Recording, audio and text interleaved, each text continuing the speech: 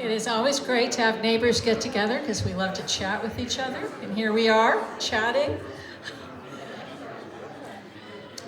We've got quite an agenda tonight of some very important issues for our area. It's rare that we've had this much at once for our particular area, but a lot is happening here.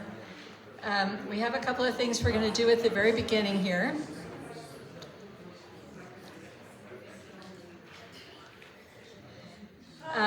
The first thing that we may need to adjust the agenda timing just a tiny bit as we go along, depending on how things go on our chats. I also have some comment cards and question cards that I would like to pass out, and maybe some of my board members can help me pass out for questions to the county council related to the senior center. Also, when the mayor's staff gets here for our unruly parties. So if you wouldn't mind taking it, and we'll take some of these, depending on how it goes, we'll take some of these via written questions to our team. Our fire department is late. Hopefully they're not on an emergency. They were going to join us first thing. So I'm going to move on to the next item, which is I want to make sure that everyone is aware that we were able to get funding for one of our CIP applications, but in an indirect way.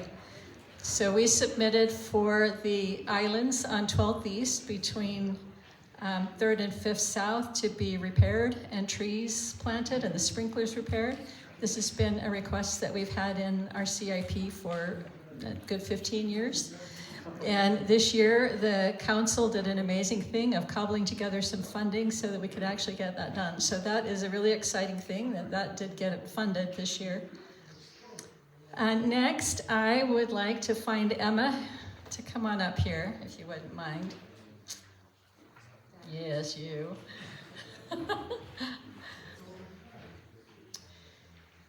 Emma Houston has been, she came as we started building our relationship with the University of Utah. And it especially got going related to all of the unruly parties that we were having. And Chris Nelson, who is an amazing person up there, is someone that we were texting. And he gave us Emma to come work with us on our board.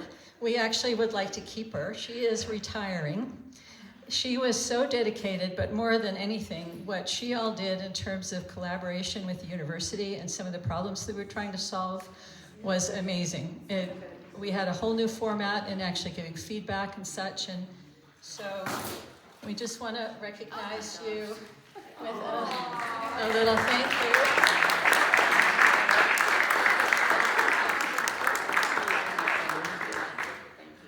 And then what's so funny is when I first met Emma, I tried to put her phone number in my phone and she was already there. And it was because she had been running senior centers for the county prior to working at the University of Utah for years and years and years. So that was a great connection. Okay, welcome Detective Marie, glad to see you. All right, we're gonna move on to our first main agenda item. And we so appreciate our council representatives from the county coming. We have two. Are there also others or staff here? Yes, we do. If you wouldn't mind joining us up here, we have beautiful couches for you all to sit on. We would appreciate it. Okay, sure thing. Thank you for coming. Let's set me a nice round, please. Should we do a spirit of bipartisanship and sit? How does this sound? Can y'all hear me on this one? Yep. All right. So I'm going to say, first of all, that for all of us, it was a major shock to hear the funding withdrawn from the Cedar Center that we had believed that was actually in place. We're very respectful. So I know people have a lot of feelings about this, but we're going to stay respectful, please. And so one of the things that a lot of us have done is worked very hard to try and analyze things ourselves. We all understand that all of us are concerned about budget increases and things that happen in terms of our taxes. We understand that we all have to tighten belts some with what's going on. I think after I personally went through this, I guess I want to start with a little story that I have. It turns out that I actually am a budding neighbor to the senior center, and when I was little and growing up, I was literally 5 years old when I remember looking down at the senior center, and this thing at that point was a pink building before the current building, and it was a thriving thing. Every Saturday night there were hundreds of people that came and danced. It was not just 20, 30, or 40. It was the most thriving thing you could see. We had 5 lit tennis courts. There were 2 baseball fields. There was a big park that went out further. And then in the 60s, the building was raised and a new building was put up, which we have now. In 77, there was an expansion that was done. And it's something that has been very dear to a lot of us and matters. I remember thinking as a little girl, as young as 5, I am so lucky to live next to this because someday when I'm old, I'm going to be able to just go there and I will have company. I will have people who I can associate with. And I remember thinking I'm never going to be lonely. And so this has been a center for me personally that also really matters. Because we've all also had to tighten budgets and things, we also consider that this is an important thing. The use of the center is not as hefty as it potentially could and needs to be. The amount of people that are actually going is not quite there. But at the same time, there are different things that we're looking at. We're looking at the land, we're looking at the building, we're looking at the services. And you almost have to look at each of those items independently and then also combined in terms of what's possible.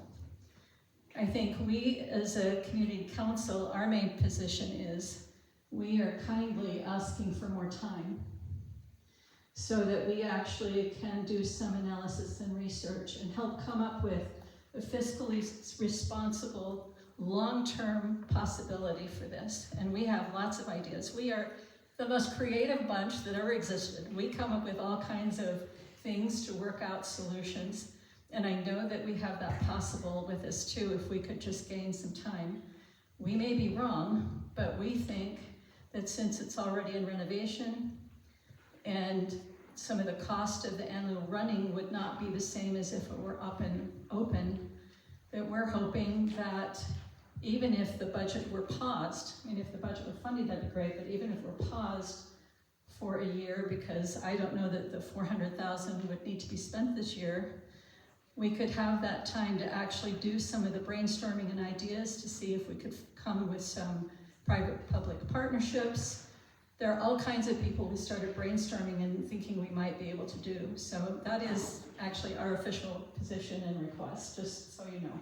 And we know that budgets are important and it affects us because if there's more cost that needs to happen and the property tax goes up, that hits us as well. So anyway, I would like to turn over the time now to each one of our council members to actually just take a second to introduce themselves and maybe just give a 1 or 2 sentence of kind of what their thinking is and their position is. And then what I'd like to do is open up to some questions that have come in to us and ask you to help us answer just as best you can today. Is that all right? Does that work? That's great. Okay. Thank you so much, Esther. Thanks for inviting us. My name is Suzanne Harrison. I am one of the council members that represents the entire county on the county council. And I voted to keep the senior center open. I voted no on this. It's really for a couple reasons. Number one, I believe in looking out for our seniors and our most vulnerable. But number two, fiscally, this really doesn't make sense. This appropriation was voted on unanimously by the council in 2022. I wasn't on the council at that time, but it was a unanimous vote. And we have already spent $3 million in renovating this project. It will literally be flushed down the toilet by stopping it now. It doesn't make any fiscal sense. Salt Lake County does not own the land, so we don't have control over what happens with this space. To me, we're gonna spend more money than the $3 million we've already spent on renovating. We'll waste that, we'll spend additional money to ramp down the project. Possibly we'd be responsible for demolishing the building if Salt Lake City wants that, which they own the land. So fiscally, this doesn't make any sense. And to me, I think this is a betrayal of a promise that the county made to residents in this community. This decision in 2022 was unanimous, and it came after much input from the community. So to me, I will continue to fight for workable solutions to get this, back up and running. And unfortunately, I was on the minority on this vote, but I'll continue to work to find solutions to keep it open. Thank you. Thank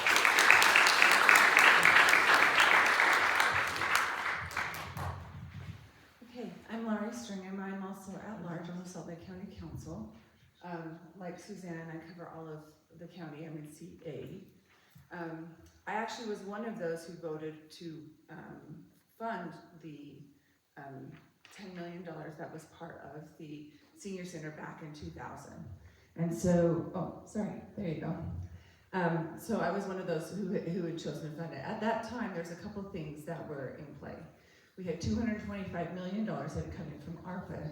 We had $900 million in deferred maintenance in Salt Lake County that had not been taken care of by previous administrations, and a lot of that was in senior centers, parks and recreation, and other buildings that we had in Salt Lake County. And so we were given a long list of things that we just went through and had to go through really quickly in a short amount of time. And so when we talk about the process of how we do budgets, things have changed a little bit this year, and so it's a little different process than what we've done in the past. I think we're going to need to discuss that because I think it's become more abrupt than what we've done in the past. In the past, when we do a budget cycle, we get handed a budget by the mayor, and she presents it to the council, and then we have 4 weeks, and the budget changes and it happens during that time. So we have 4 weeks to go through that entire budget. It's about 600 pages.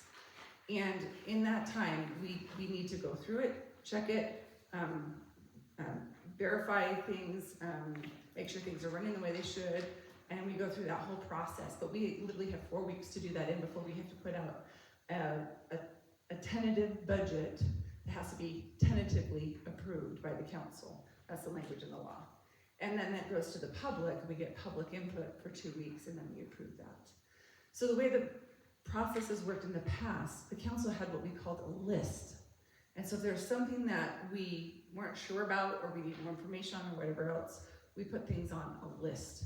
This year there was an agreement that instead of putting things on a list, because before any council member could put something on the list. This year, unfortunately, we were told that we're going to be voting about what's going on the list. So there's a lot more information that we had to get, we have to know, we have to understand, and that we have to be able to put together before something goes on the list. And so a lot of things are being discussed and done quickly, and that's not necessarily a good process because now we're just voting when we get into the council.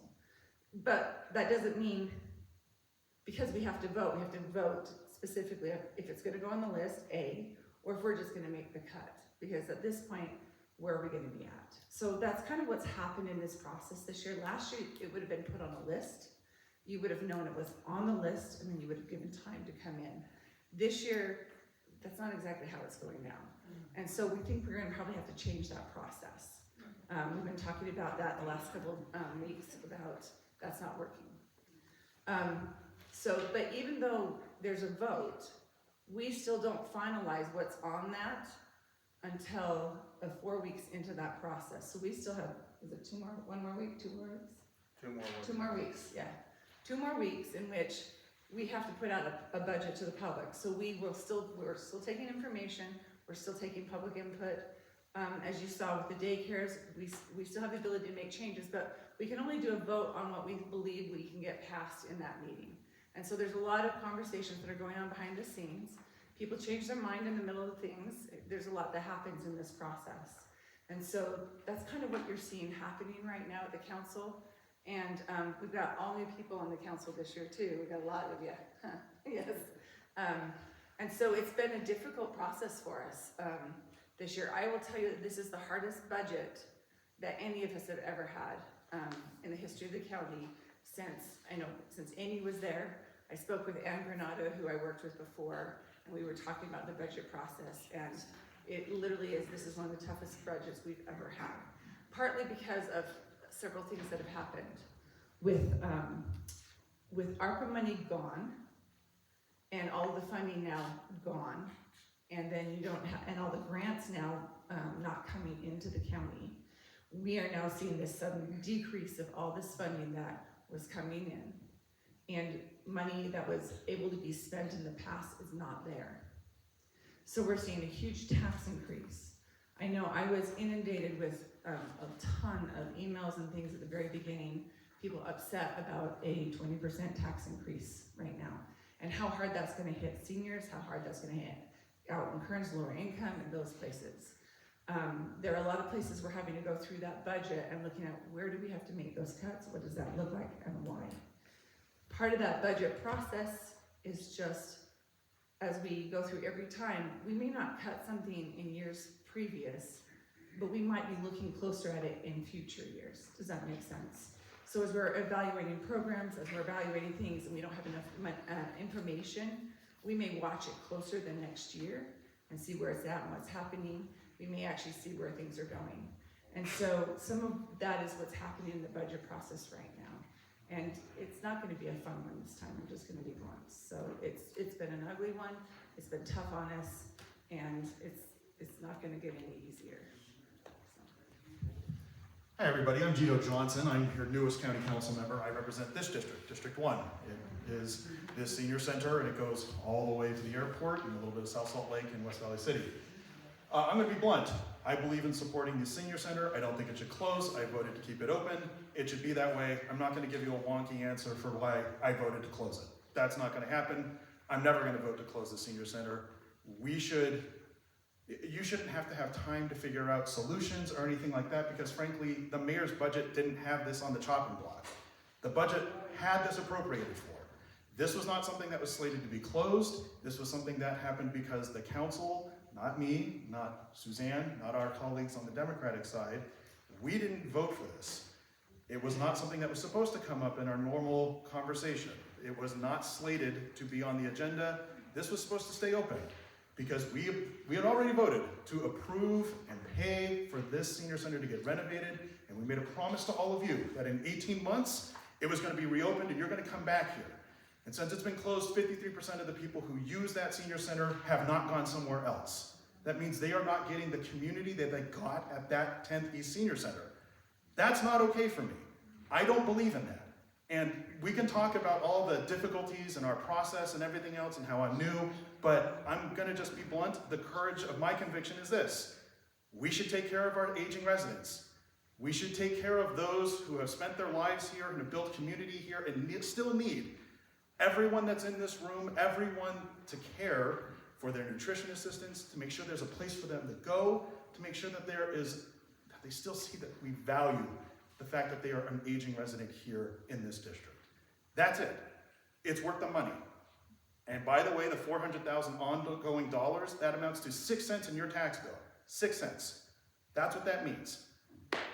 The tax increase, which is touted as 20%, is really $7 a month. Now, for some of you, that may be a lot because you have a fixed income, and I recognize that, and that's not to be taken lightly.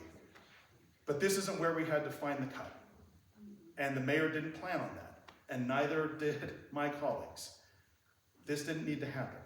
This is not something that was anticipated, and I'm sorry that we don't have the votes to keep it open at this moment. Now, maybe there's a vote that changes, I don't know. But as far as your questions about what's this new young guy talking about and where is his position, it's very simple. I don't believe we should be closing senior centers. I think we need more. This particular area has the highest rate of aging residents and the highest amount of growth in that area. On top of that, we have the second highest zip code of aging residents right here in District 1 that was being serviced by the 10th East Senior Center. This doesn't make any kind of policy sense. Suzanne explained to you why this doesn't make any fiscal sense.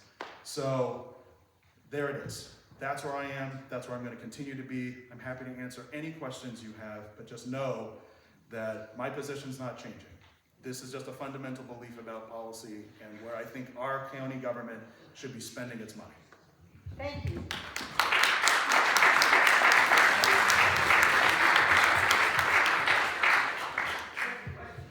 This is a moral steward issue. We do not abandon our elderly. Caring for our seniors is one of the most universal callings of the heart. Every culture and every faith teaches us to honor those who came before us. Their needs are sacred, not optional. A senior access to connection, nourishment, movement, and community is not a budget line. It's part of our shared humanity. I think when we listen to the council debate some of this and talk about it, what was discussed is there are 20 people coming to the lunches, there were maybe 60 people who were participating, and that those can easily just move to the Liberty Center. And I think what, in my view, in terms of long-term planning, this area is one of the largest contiguous senior population in the country. The aging population, 65% plus in Salt Lake City, is growing faster than the total population. This zone contains one of the largest concentration of older adults in Salt Lake County. The East Central, Central City, Liberty Wells, and Yellcrest regions are aging more rapidly than the county average. And aging in East Central has a higher concentration of older homeowners aging in place, which we have been promoting. So if you actually look at, because the senior center serves 60 years and beyond, age 60, 18 to 24% of this area's residents, or 1,900 seniors, are per square mile in our area. That's an estimated seniors of 5,000 to 6,000 today. In 10 years, a conservative estimate is 7,000. This exceeds the combined comfort service capability of both the Liberty and the 10th East Center. So even if it's not there yet, we're very, very good at igniting things. Once the center is renovated, we believe that this place will absolutely skyrocket in use. And we believe that a lot of the use has not been there because of actually the age and the facility and the lack of food preparation and things that were there, the ADA capabilities. So once that's actually fixed, then actually we believe the use will go up. So thank you for listening to that. A couple of the questions that have come in so far in writing, and I'd like to see any others that have come forward, is were this to close and it's gone, since the county owns the building, but the city owns the land, what happens to the building? Yeah, I'll take that first. It'll get demolished, and then what will likely happen is the city will decide what they want to do with it. I have no clue, because we don't have land use authority over this area, what will happen to the land, but my guess is some kind of high-density living arrangement will be installed there, which I can just see that that is not appropriate for this community. And That senior citizens can't afford. You don't have to tell me. I know. I can only guess what that's going to look like, and that's not exactly the culture of this neighborhood. And so that's a problem. We have an agreement with the city now to keep this center there. And we've already spent $3 million of the $10 million we allotted to keep it going. This isn't an issue of do we have the money? We have the money. It's been appropriated. It's taken care of. The issue is, do we have the will to continue our commitment that we made to all of you? That's the long and the short of it. And we don't have to worry about Salt Lake City owning the land. We don't have to worry about what happens as long as we keep a building on it and maintain our side of the contract. But we're not doing that. That's what the vote last week was. So I'm sorry that you're having to answer those kinds of questions, but my hope is that we don't actually end up having to go down that road because we continue to fund the 10th East Senior Center. I have a different answer for that, if you don't mind. There is another option. We can work with Salt Lake City and look at running something with them as a senior center if they want to continue running a senior center. Doesn't mean there are other options. That isn't the only option. It's the only one that my colleagues are looking at specifically. It's not the only one I'm willing to look at. So just be aware it's not the only option. I don't understand what you're, we couldn't I understand. think what she was saying, and correct me if I'm wrong, but she was saying that there are other options, so Salt Lake City itself could partner with the county in terms of continuing the funding and maintaining the center and working something out. And that's one of the ideas we had too, but also I think there are other private, public partners that could come in and do things in a center if we did a multi-use center. So, and that bears to the next real quick question that I want to just ask is, so the assumption of the community is how much would it, if it were just paused and not like stopped, but paused enough to actually do this, how much would it cost to maintain the center for 12 months while we figure something out? Does anybody know that? Okay, a little history might be helpful here. So our agreement with Salt Lake City was for 10 years uninterrupted service. That actually ends in December. So just be aware that that actual agreement is that it finishes in December of 2025. So we would be renegotiating that anyway right now.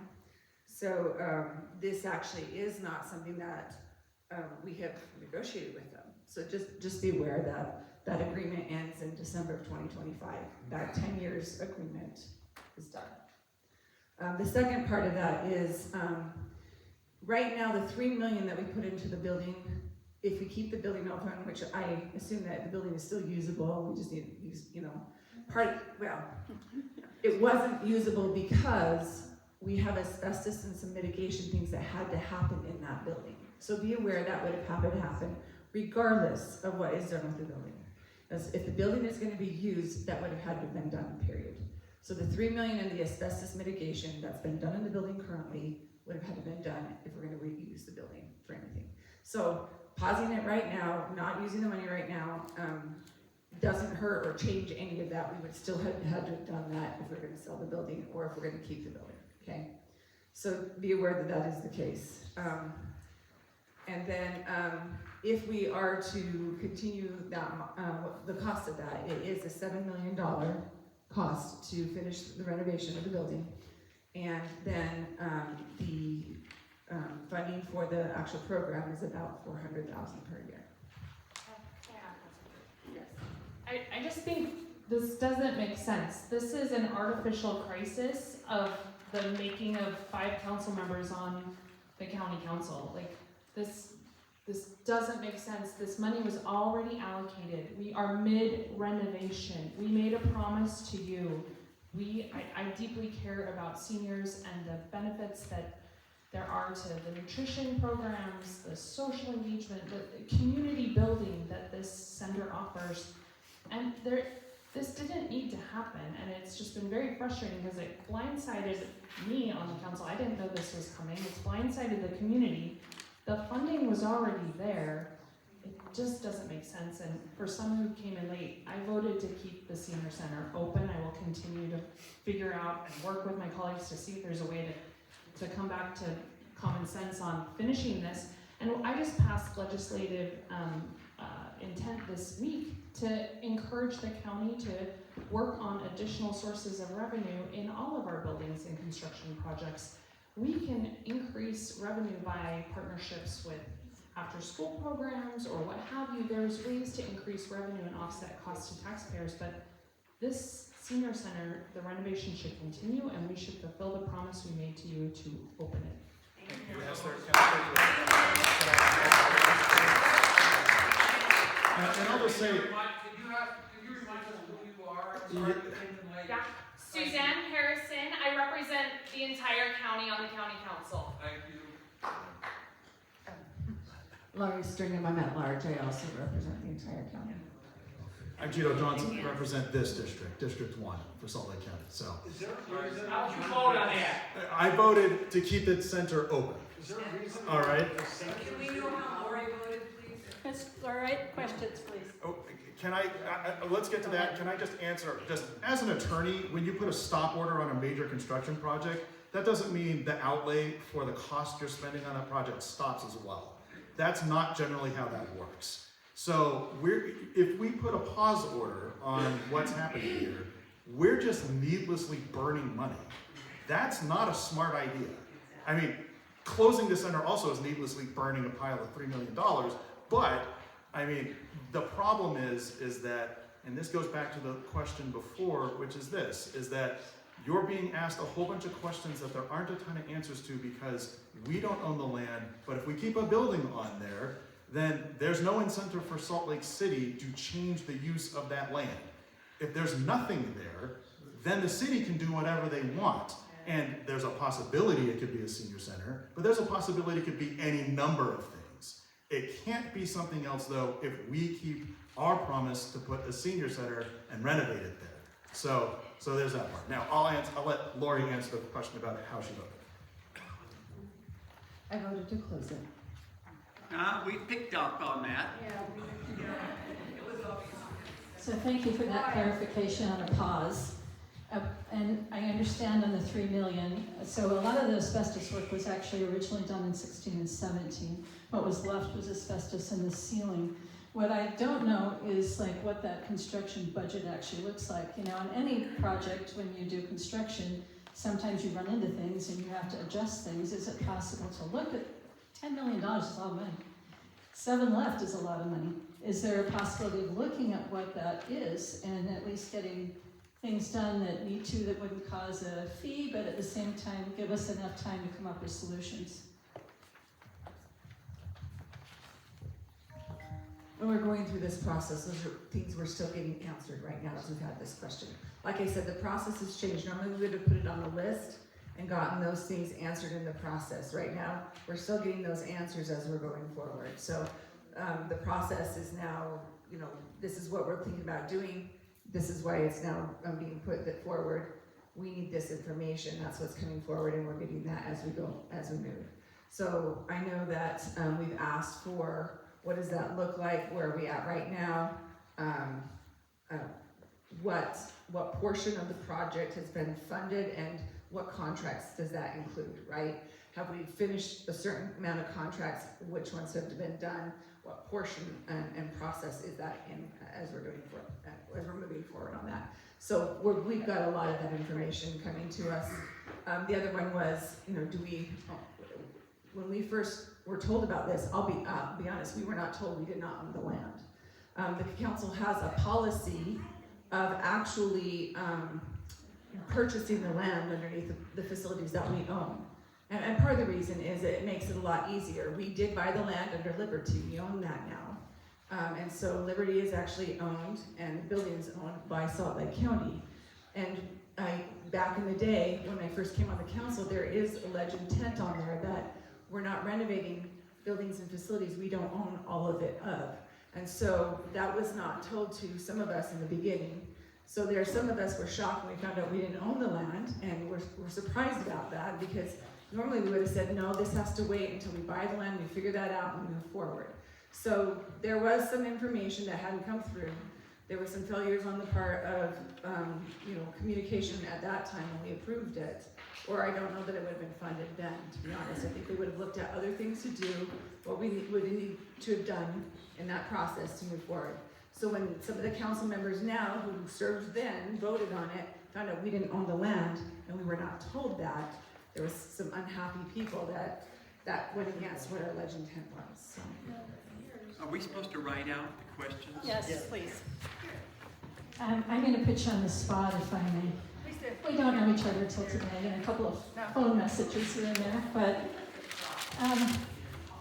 does any of this sound reasonable to you as far as us potentially seeing if we can come up with things? I'm always open to ideas and things. Here, let me. Would you be willing to Help us? Yeah. So here's the deal. I think what people don't understand that we're facing right now, and my colleagues are in a different boat than I am, because if they're okay with a tax increase, they're not going to do a damn thing to change how much that tax increase is going to be right now. So understand that that is not the position I'm coming from right now, and I can't. Because the number one thing I was asked to do and tasked to do was be fiduciarily responsible with the taxpayers' money when I come to Salt Lake County and look at all of the programs that we're running. And when I have to look at that, that's very difficult, because There's a ton of programs. We run 17 senior centers in Salt Lake County. We have areas that are not covered at all by any senior center right now, that would like senior centers right now. And so being able to have that service everywhere is not easy. So we look at, I even brought a map, I can show you all the senior centers we have, where they're located, where we have space that they're not being served right now at all by a senior center. And so as we're looking at those type of things right now, we have to look at what's the highest and best use of taxpayer money, how that goes out and who it's serviced to, what the high density of seniors in those areas are, and that's, I'm using that kind of tongue in cheek, but there's a lot of you here, right, in this area, because it is a high number and high usage, but the numbers were not there at that center, and unfortunately, we are given the numbers to begin with, not the number of people, you know, as we're looking at, and that really is the truth. And so as we're given the numbers, as we're looking at that, it is the lowest usage of all of our senior centers. So you may shake your head, but I have the numbers It's right wrong. here.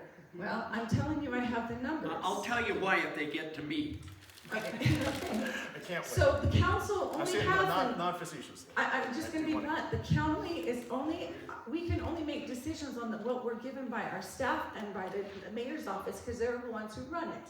So those are the numbers they gave us very specifically. So I'm operating on the numbers that I was given by the administration. So that's what I have. And I even brought them with me so I can show them to you. So you can see all the senior centers. And the last thing I just wanted to, that makes this very hard. Salt Lake County isn't the only one raising taxes. You're getting hit by the school districts, the county, the state, by service districts, by a whole bunch of groups all over the place right now.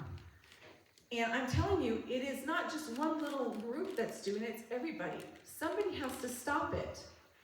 We've got to stop building and growing government. We've got to be more efficient with what we have. And it's hitting us all in the pocketbook. I can't afford it. I can't. I'm a single mom with 5 kids. I live in Kearns. I can't afford that. So I work this job part-time and 3 other part-time jobs to make my life work. Okay? So I just want you to understand. Hey, Everybody we're who's in that senior boat. citizens and we're working. I We worked for 40 understand that. years. So And my you, point is, I've been asked and tasked to lower that tax rate, and that's what we're looking for. You're taking away our services that you want us to pay for. So I want us to stay respectful. I know this is tough. Believe me. we don't need her sob story. We're senior citizens with needs. But we do understand the fiscal responsibility, and we understand, I'm the same way, my husband and I are no different, right? I'm looking at going back to work because I can't afford, so I understand exactly what you're talking about. But that's why we think, from the East Central board side, that we're hoping that we can come up with some partnerships and things that help offset this, so that we aren't, because you're hoping to take some of the money to supplement other buildings, because that's what this money has to be used for, that we're hoping that we can do something to help supplement. All we need is time. That's what we're asking for, is time, so that we can try and do that, and we can do something like that. And I would like to hear from you, and then you had a question? I have a question. Okay, we'll go next. We'll just let her finish this part, then we'll let Suzanne you go. Harrison. I just want to say I very much care about keeping taxes as low as possible. But to me, putting that burden on the backs of our senior citizens that we made a commitment to, the money has already been allocated for this project, that doesn't make any sense. I've already voted for millions of dollars in cuts to our mayor's fiscally, her budget that she proposed to the council. There are other places that we can find efficiencies and savings. This decision, we should honor what we promised to our seniors. Amen.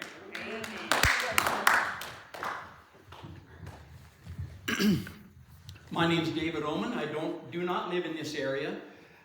There are several of us here that are senior citizens that don't attend that. Although I have been 24 times down to this center that has been put on hold by your vote. If we only had you, Lori, then it would have been 5-4 the other direction.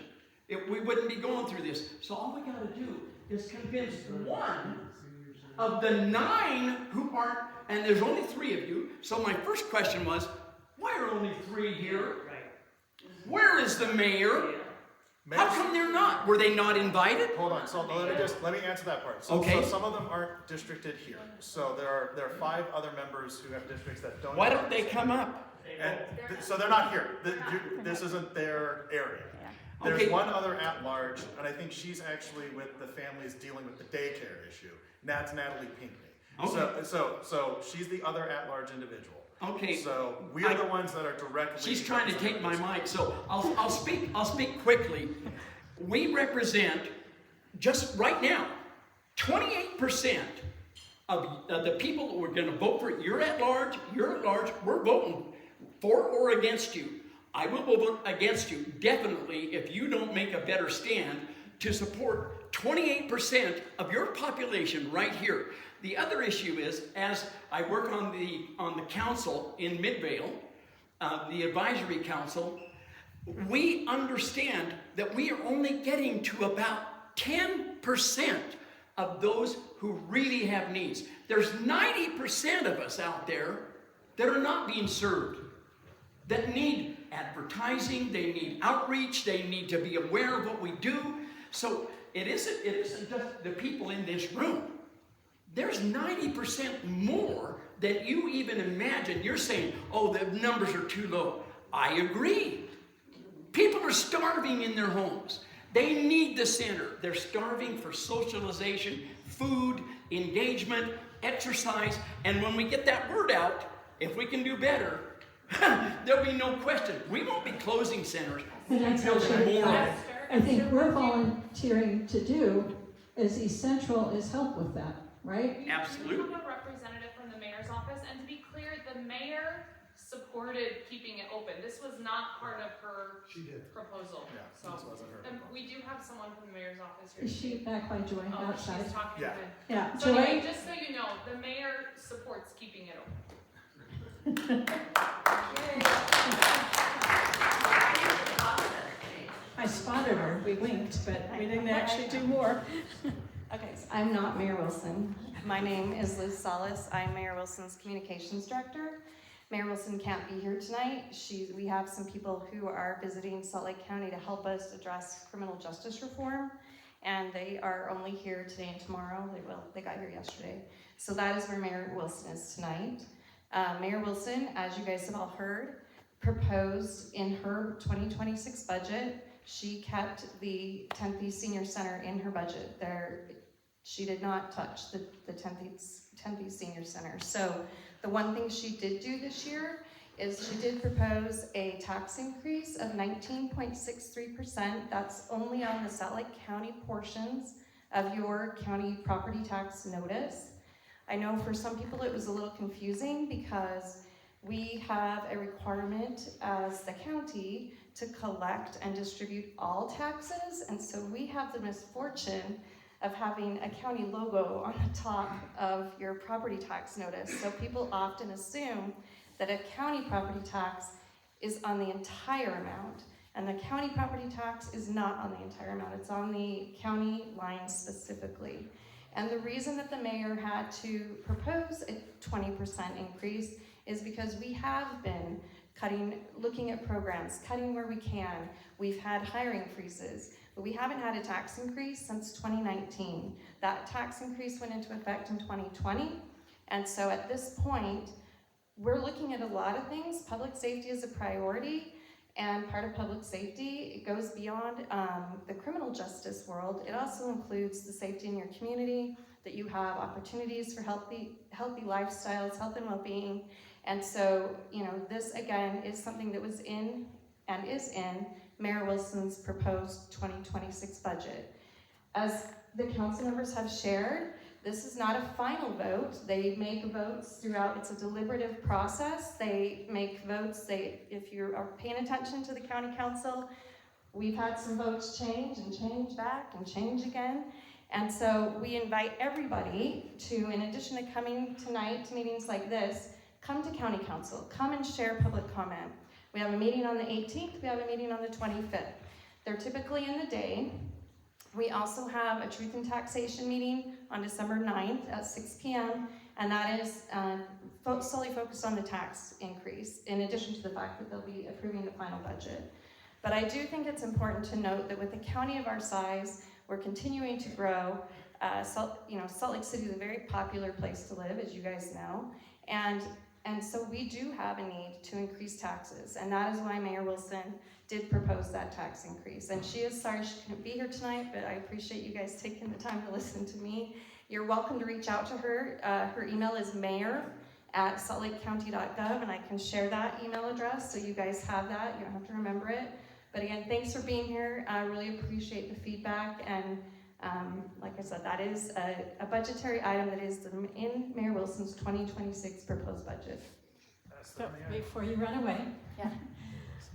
Can you speak for, are you willing to sit down with us to see what some ideas we have as well, and see if we can come up with some proposals that you help represent with us as well with the council? Absolutely, yeah. Okay. Yes, and we have, Great. so just so you guys know, the senior centers are under Aging and Adult Services, which is under Human Services, which is under Community Services. And so all of those people in those levels I just indicated are very interested in talking with our seniors and making sure you guys have the resources you need. I've been trying to set up a meeting now since we first heard. Who is it? Through the mayor's office. Oh, through the mayor's office? Mhm. Specifically? So if we could have a time, that Well, would you be, have my email too. okay, So, that'd be terrific. I'll talk to And I also want to make sure we have everybody's email here, right, or phone number, that you all signed in, and if you didn't, I wonder if we could get a couple of our board members just to make sure that we help make sure we get you on that list. Can I Okay, yes. just real quick, I hope I get your support because I'm running for re-election next year. And this is a fight that I intend to bring as a central part of what it means to be in a community. I have a different version of what government is for than my Republican colleagues. This is what our damn taxes are for. It's to make sure you have a place to go to, that you're taken care of, that when you work 40 damn years, that you have a place to be in community with everyone else. We don't just toss you to the side because you're old. That's nonsense. That's not how this government is supposed to work. Government is not just about jail and prosecutors' offices. It's about parks, it's about recreation, it's about being in a place you want to live. That's what your taxes go to. And I understand that $7 a month and an increase is hard. I get that. And I'm not taking that lightly. But this senior center is 6 cents of your total tax bill per year. 6 cents. That's all it's being asked of this county, and that is easily payable because we already had it budgeted. It is wrong for us to go back on that promise. It is wrong for us to send the message that it's just easy to go somewhere else. We know that 53% of the people who are at the 10th East Center didn't find somewhere else to go. That means they are not getting the nutrition services they need. That means they are at increased risk of dying from social isolation. That isn't acceptable to me. So all of the other things about how we need to be fiscally responsible and everything else, there are moral duties as well. And that overrides everything else to me. Because you shouldn't have to be here having this conversation when we made a promise to you. That's not how government is supposed to work, damn it. So, Amen. if you like that message, then I'm sorry, your taxes are going to increase. That is true. But I believe that when we fight for these things that make it so that your life is better and nourished and enriched, that it's a price you're willing to pay. And if I'm wrong about that, then vote me out of office next year. That's fine. But from what I'm hearing, this is what you want. You want these senior centers to exist. You want them to be here as a foundation for when more of you age into this society and need that center. We're shooting ourselves in the foot by getting rid of something that we know in the part of this city that is aging more rapidly than everywhere else is going to need this senior center. Yes. And 10 years from now, we're going to wish we had it. Right. Because we didn't make the investment now because we were being penny-wise and a pound foolish. That's not government. That's not how it's supposed to work. That's not fiscally responsible. Yeah.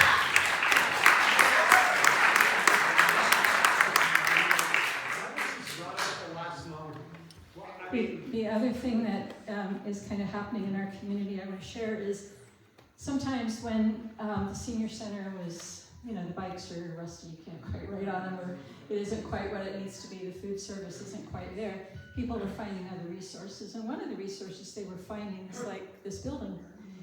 This was an LDS chapel. We closed 3. There's potential of 2 more going. We're losing those kinds of places in our area that we need a center more than ever for this kind of thing. And why was this decision done the last minute? Good question. That was kind of sprung open. That was brought up at the end of the meeting, and it was quick. So I don't know that we know. We know the council person that says she's a budget hawk is the one that, it's her job to make sure that we are spending wisely, and we appreciate that. I'll add to what Liz said, which is on the 18th, show up at 10 a.m. That's when public comment is allowed. You each get 3 minutes. The only issue is, we're Thanksgiving. Where It's is like, it? 2001 South and State Street. All right? So It's the county council building. Oh, the county building, city and county building. Yeah. Okay. So, not the city and county building, that's Salt Lake City, sorry. So it's 2001 State Street. 21st Down South further. and State. Yeah, Oh. sorry. I'm giving Yeah, you it's the at the exact- south building on the Yeah. first floor. the other thing is that this particular senior center was, when it was built more for the regional, local walking people, right, that can walk there. A mile and an eighth of a mile is too far to walk. It would take a whole day away from a senior to try and get there.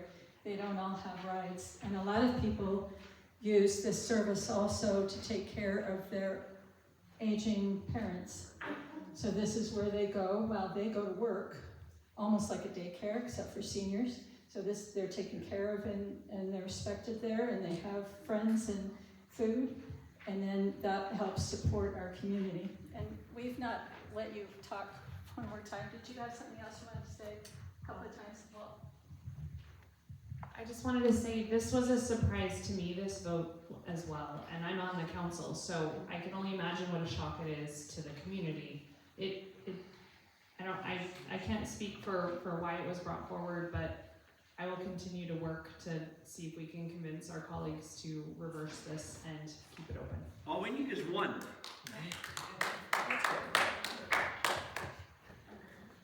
so we need to be wrapping up. We have a lot of questions here, and there are a lot of additional. As the director for the Department of Human Services is Kelly Colony. She's right there. Were you here to speak about the senior center issue, or?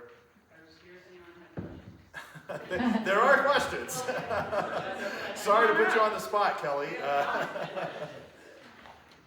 So sorry, Kelly, what is your position again? I'm Human Services Director. Nice to meet you. It sounds like. Is there anyone here from the Salt Lake City Council? Yeah, Ava Lopez Chavez, right there. I've actually got a question. A little bit. Come on. Thank you.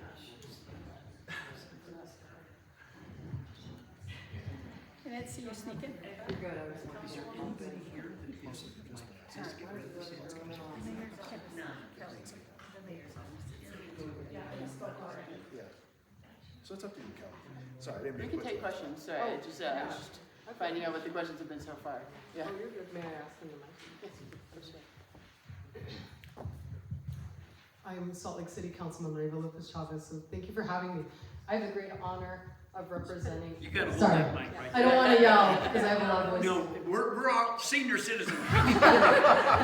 Listen, man, I can speak up. I have the great honor and privilege of representing a community that's aging. In the last 10 years, our population locally in our district specifically doubled. 52% of our population aged from the year 2010 to 2020.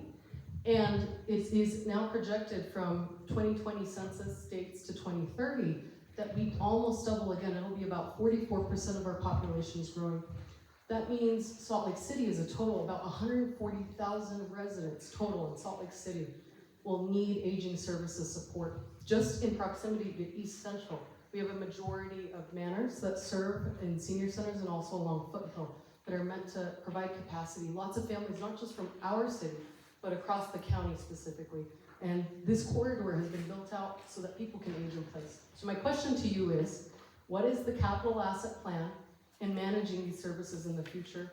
And how come deliberately this is a project that's already been funded? We've had the council members already share with us that this is, it's already been budgeted, so I'd like to better understand what better use is there than to help proactively build a resource center that's already consistently existed for this population, that we all know we're all going to join at some point, but very specifically, the majority of my neighbors are already participating in and need this service. Thank you. So, and I apologize that I did not hear the previous answers for the questions that have come forward. But, you know, I mean, I'm on my way to a senior. We can't hear you. You can't hear me? Okay, I gotta talk even louder. You gotta eat. All right. Yeah, so, you know, we were invested, right, into the 10th East Senior Center. And the capital players there, and we were planning on the future services. The council made a decision to close that site for budget reasons going forward. There are a couple senior centers that are close by, right? So right now, people who are attending, some are going to South Salt Lake. Liberty is also near. It's quite crowded at the Liberty site, but South Salt Lake is there, and so if there's still deliberation, I believe, that will be happening over the next couple of weeks. I would encourage you all to come to a council meeting if you would like to speak up around this when more of the council is there and can hear your thoughts and can include that as part of the deliberation. Should it continue to move through, right, we'll do everything we can as human services and more specifically aging services to be able to provide the programs that people love at the 10th East Senior Center, to be able to do that at South Salt Lake. We're also going to be working, and we're looking at some remodel going on out of the Rivers Bend site as well, and doing everything we can to be able to provide those services. So we're doing what we can. You know, she just gave us the answer. What we need to do is tomorrow get everybody that we know that is of this age and go hit Liberty. Let's go have lunch.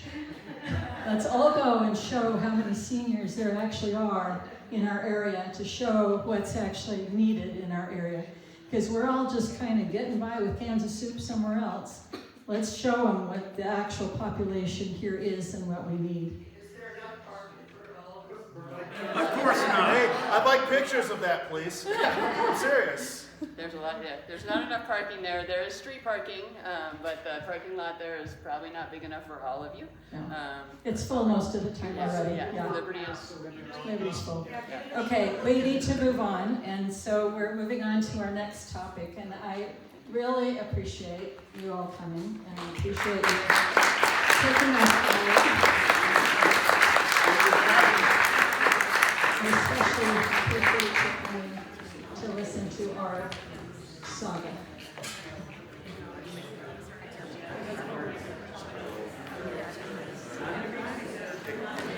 Thank you very much for your comments. I appreciate it.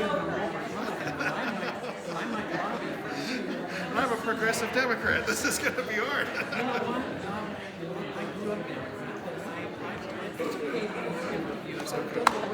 Senior citizens.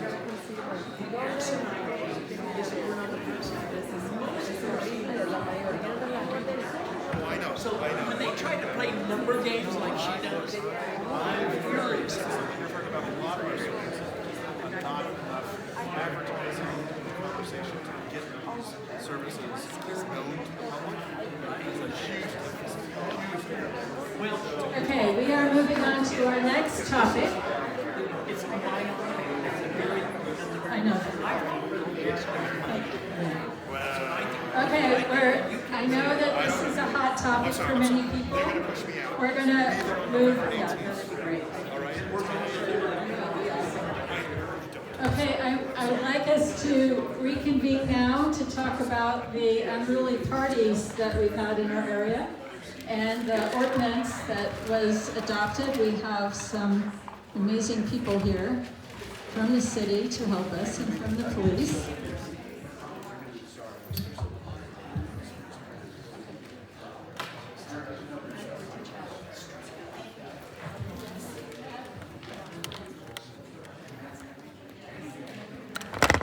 And I'd like to get a sense of our audience here. So first of all, those that are left in the room, and if the folks out there, we may need to close the doors so that we actually can here and here. Pat, Joy, Kim, is there a door where we could close? No? If we could shuttle people over into the rec room or something to talk? Could we do that, Kim? Can we? Okay. Oh, it's closed? Here comes, okay. Or a room where maybe you could go if you want to keep talking about that. Okay. All right, we're moving on to ordinance. So first of all, we're joined by Tim Cosgrove, our mayor's office liaison. We really appreciate that. We've got,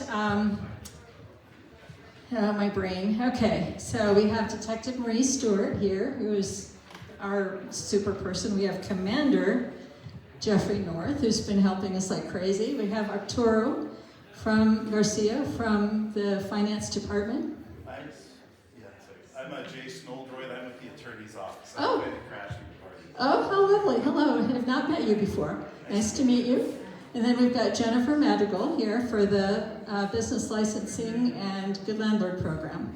So I'm turning the time over to Tim. Do you want to give some context or context? I can give some context. All right, let's see. So first of all, we started out with some parties that were anywhere from 400 to 500 kids in the middle of the night, which was unexpected in 7 different properties that happened in our area. It grew to 27, and we're up to 111 that have kind of encroached on various houses, and we haven't had 400 to 500 at every one, but we've certainly had 100 to 200 at a lot of them. And so we started working with the mayor's office about some help. We certainly had been working already with our Detective Marie and also with the University of Utah to see what could be done. And we, as a council, East Central Council, we were doing things like contacting landlords. We were working with the various students, with some of the frat organizations to try and work some different things out. And then an ordinance was adopted by the city that was an upgrade to an ordinance that had been adopted before that Rocky often speaks of, that was actually not really working because of the way that kids are very smart, and they would have to say, yes, I'm the one who had the party, and who's going to say, sure, I'm the one who did it, and get the fine. So that wasn't really working. So that was adopted, took 2 years for that to actually get passed, and then we have been doing some stellar job in all of this thing. One of the things that we've encountered is that, okay, we really need the folks, Kim, we really need those folks to find a room to go in.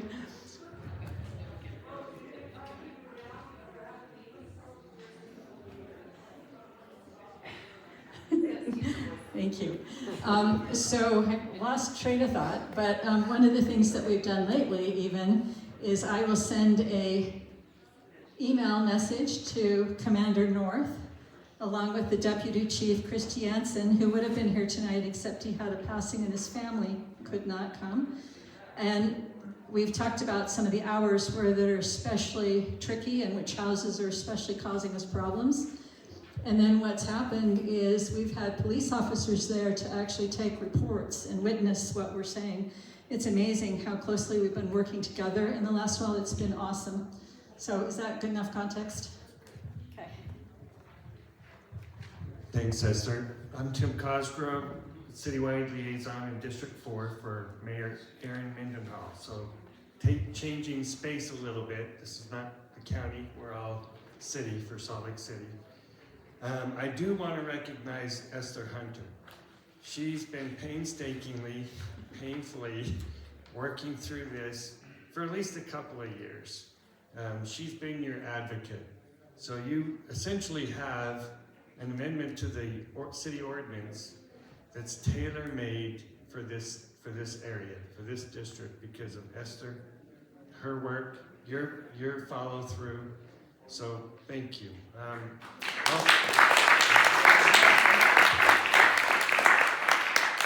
Also, key behind this was your city council member, Eva Lopez Chavez. I think she's out back, but she's been working on this as well as Detective Stewart, Commander North, Arturo Garcia, he's our Director of Finance, and Jason Oldroyd, he's our City Attorney. Jennifer Madrigal, works closely with me on our Community Action Team, our CAT team. She's the supervisor, and Marcy Jacobson with our Good Landlord Tenant Program. So if I can't answer a question, I've got all these experts here that can respond to those. So I have a handout. It's a one-page handout. It's the ordinance, so you can see it for yourself if there's questions, if you want to pass that out. Thanks, Jonathan. Anybody want a copy? If you just want a copy, but I'll read to you the. So the City Council finds that unruly parties, gatherings, and events on private property within the city disturb the public peace, safety, and welfare of the community and impose an unreasonable burden on law enforcement resources. It is in the best interest of the city that property owners, upon notice from the city, cause their properties to no longer be used for unruly parties, gatherings, or events. The provisions of this section shall not be interpreted to substantially burden a person's exercise of religion or speech unless it serves a compelling governmental interest and the least restrictive means of furthering that compelling governmental interest is employed. Any questions? How many of you are familiar with the unruly parties? So you all We all are. Okay, so you We all have them. Great. So the way this works is Esther recognizes that there's an unruly party going on. 150 people have showed up at a person's property. They're standing on the rooftop, on the roof of the house. They've moved their couch out from the living room, put it on the porch. People are looking for that college experience, you would say, but it's after hours, it's 10 o'clock. And then all of a sudden, Art walks up and he says, "Hey Tim, good to see you here." And it wakes up the whole neighborhood. So it's a nuisance. And It's not 150 people, it's 10. And they're all louder than I am. Yeah. Well, you have a reasonable time period where you should enjoy that quality of life. So the way this ordinance works is Esther would then call dispatch. Dispatch would say, "What's your call?" Esther would say, "We've got an unruly gathering going on up here. There's over 150 people, and I want to report it. We'd like some officers to let them know that it's time to shut it down. It's after hours, and we need some peace." Is that about it? Is that correct? Yeah, so far. Okay. What happens after that?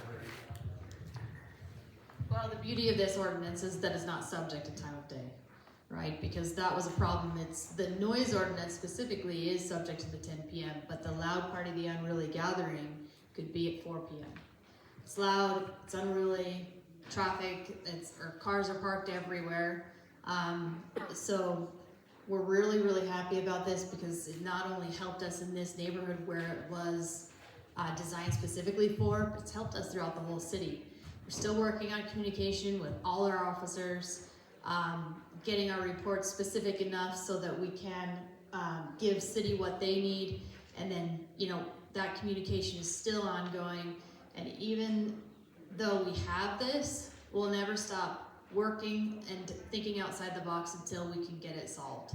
So it's not a, yay, we did it and we're done. We'll never be done until it's solved and we have all this stopped. Now, in what Tim just highlighted, I just want to underscore a piece. So in the past, when we've reported, we've said, I've got a noise ordinance problem going. I've got noise going. What we want to say now is an unruly gathering. That's what you want to say to dispatch. Dispatch has got it clued into their antennas that if we're talking about throughout the day, and it can be trash, it can be they're all over the sidewalk, all over a neighbor's yard, you call it in as unruly, and it doesn't have to be all these things in the ordinance. It can be any one of these things if it's causing you harm. Could I just mention a couple things? If you guys don't know my face, I'm Jeffrey North. I'm the new Central Division Commander, which covers your area here. One of the things I wanted to point out, when we've had a problem with parts of the unruly ordinance program that we've been trying to do with your neighborhood. Esther's emailed me and said, hey, Commander North, Lieutenant North at the time, but Commander North, this part of it isn't working. And I'd go and try and fix it.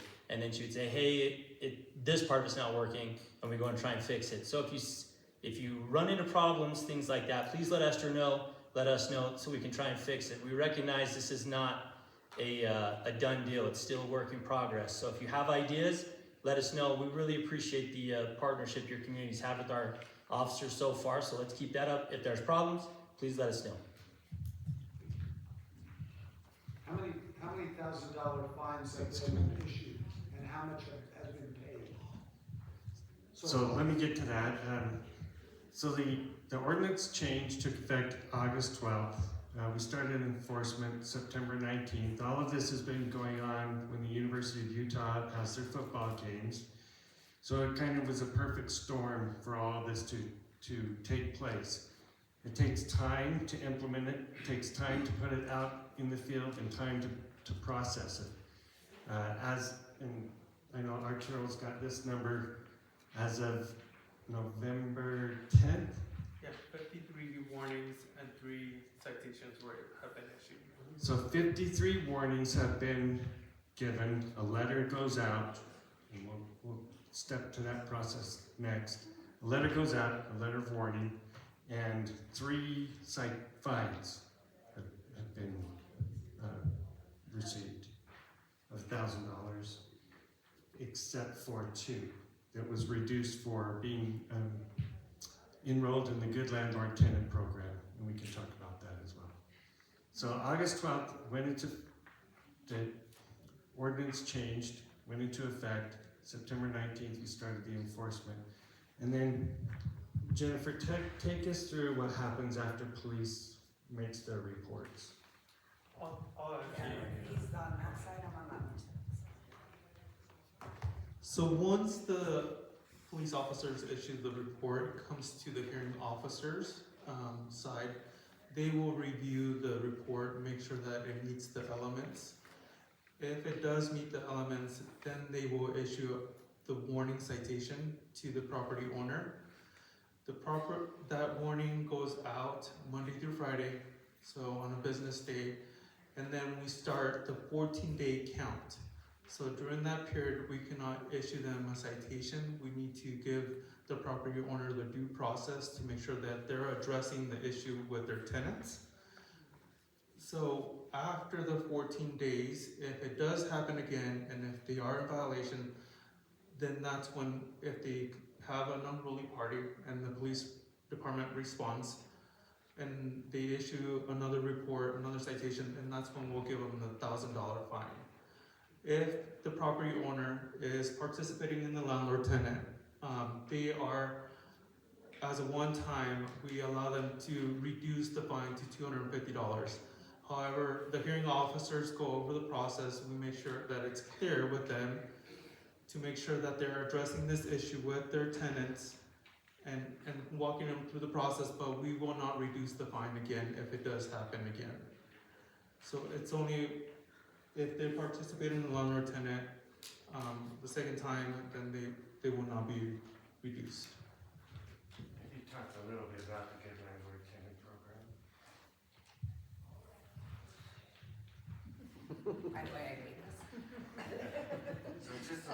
this. So with the landlord tenant program, you get the reduced fees by participating in the program, and by participation in the program, you're agreeing to manage your properties.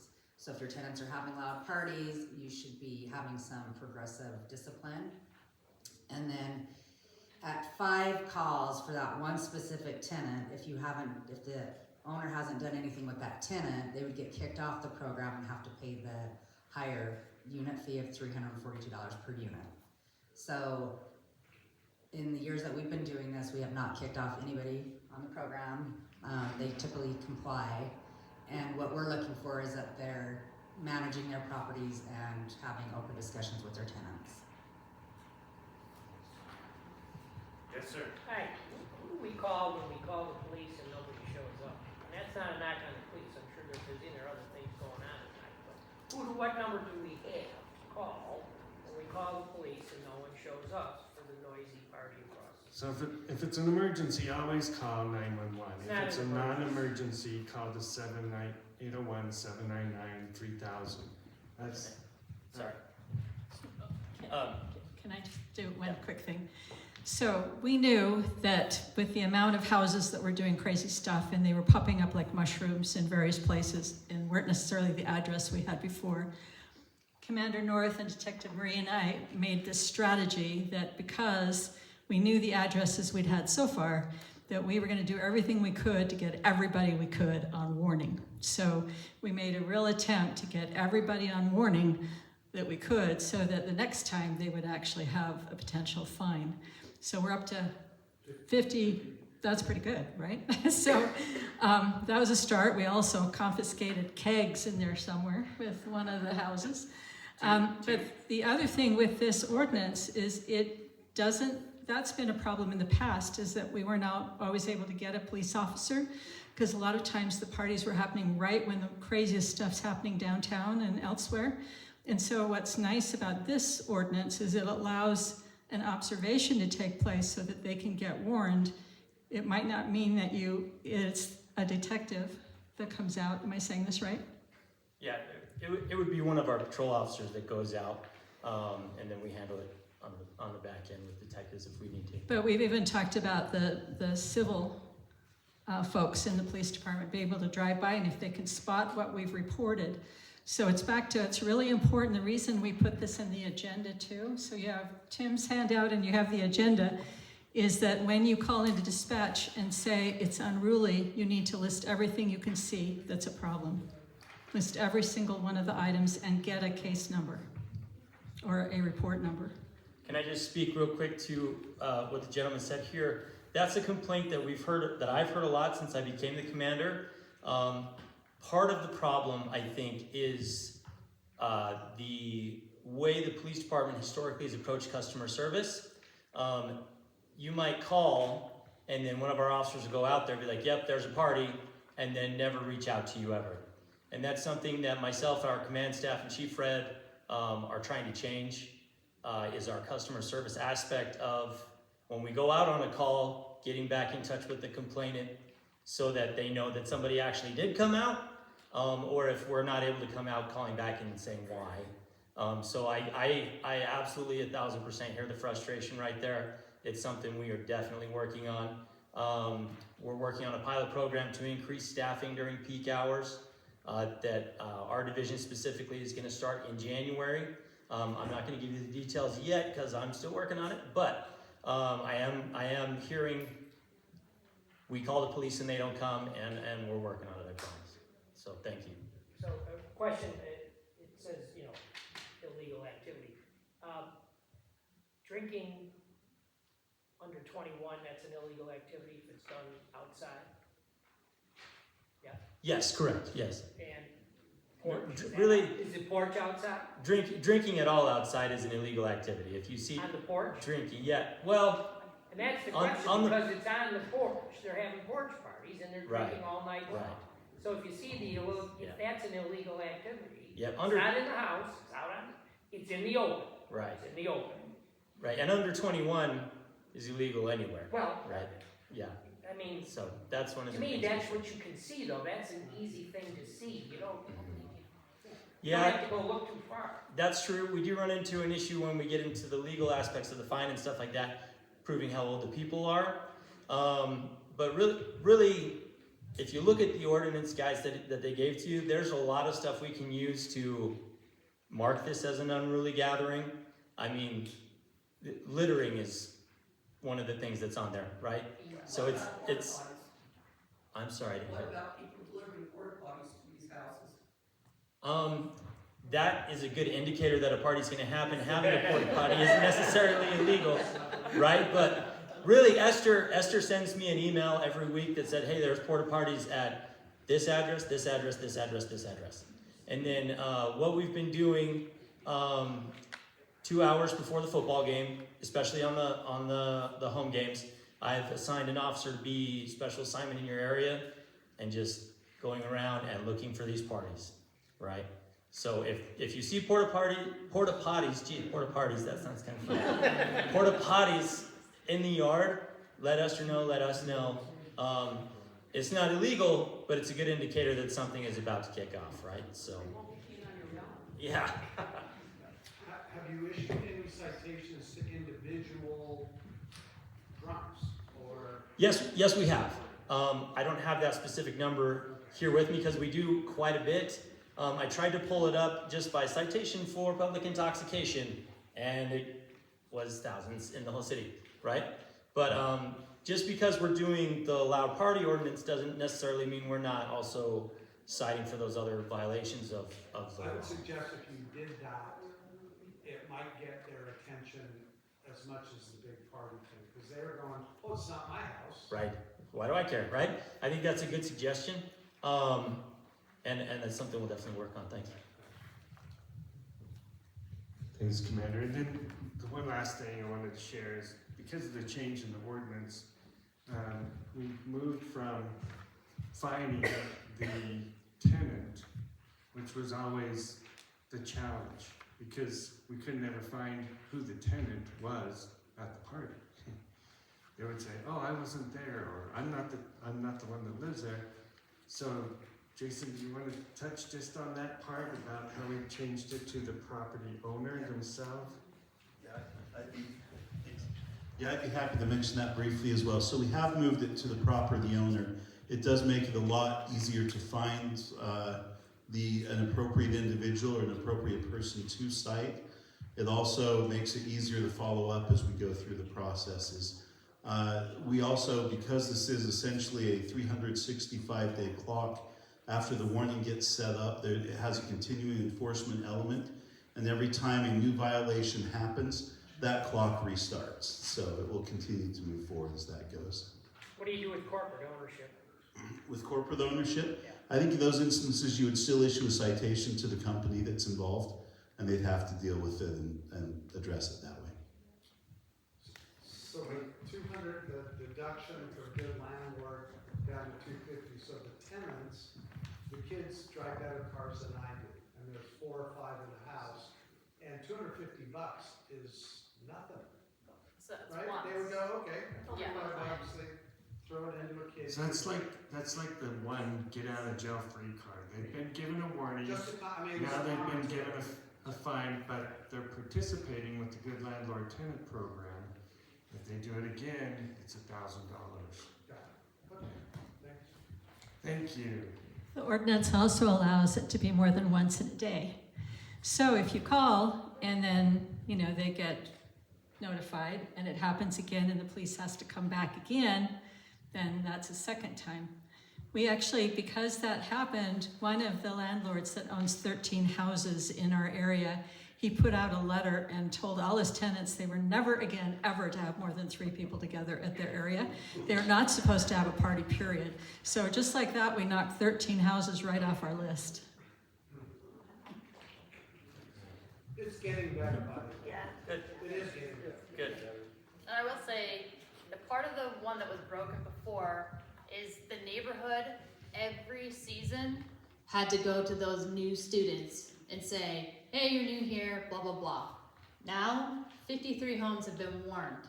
They do it again after the 14th day, $1,000 every time, regardless of new tenants every school year. It's the property owner. It's a beautiful thing that we're able to do. We're making progress. Stay vigilant. I know it's exhausting. Please stay vigilant. Keep calling. Call as much as you like. We will get there. We're working on proactive. We're working on all of it. We really are trying. It will never stop trying, like I said. But once they've all started those citations, doesn't matter if a new person lives there. It's the owner. They're responsible for the new people that move in to say, hey, just so you know, I'm already getting fines. I've already gotten a letter. This is the law. These are the rules. You're gonna have to pay this. And those students that say, great, my dad will pay it, bring it on. I'll be there 10 times that night. If the property owner doesn't pay, is it a lien against the property? That's a good question. Oh, that's good. Throw that out there. Yeah, so if the property owner does not pay it, then we go to small claims and we get a judgment. And then once we obtain a judgment, then we put a lien on the property. Yeah. So some feedback that we've been getting from the hearing officers is that a lot of the property owners have been reaching out because they're getting this warning letter and they're not familiar with the new ordinance. And so they're actually, you know, they think it's a citation, right? But we're explaining them or educating them so they're making their tenants aware. So they're addressing the issue. So we just want to provide them their due process to address the issue with their tenants. And like Marie said, it's working. It's gonna take some time. I know we want some fast results, but with everything it takes a little bit of time and effort, so. Ignorance is not an excuse, right, officer? That's right. 100% correct. I just want to understand that you said something about during the home games, because that's usually when some of the bigger, wider ranging parties happen, that there will be a special officer, because I know you guys are tasked a lot with the games. Correct. What we've been doing is either myself or the officer that's assigned to your beat.